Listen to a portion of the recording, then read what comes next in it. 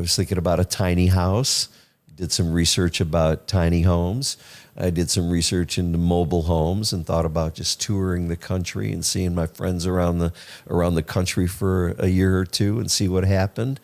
But then I had a conversation with Terry Fox, who I'd known for many, many years, since early band days, early rock and roll punk days in Chicago.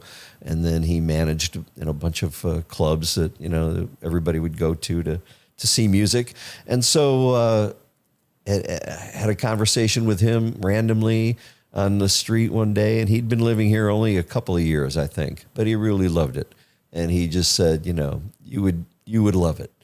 And so I just kind of went back to that conversation, got in touch with him, emails back and forth, and okay, let's get my passport, let's get my visa.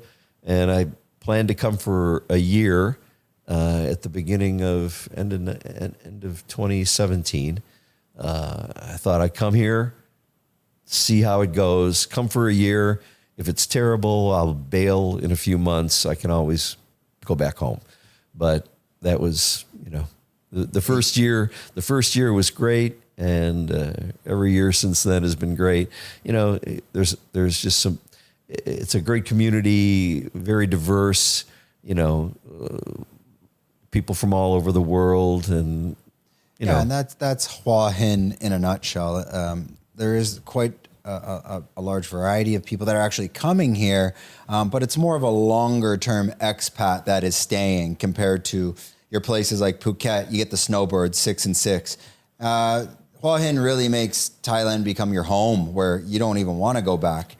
I don't want to go back. So it is. It's everything's easy here. I say to people, I don't have a key ring. I don't have any keys.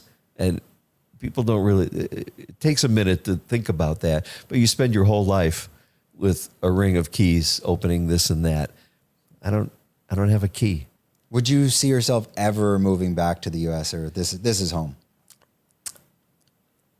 Obviously, I have a son, I have a granddaughter, my son's married, my sister still lives back in the States. So there's probably a certain number of circumstances that could, make me go back to the States, whether that was permanently or temporarily.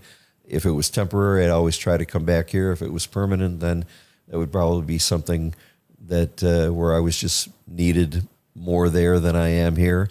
But nobody needs me there, so I might as well just stay here.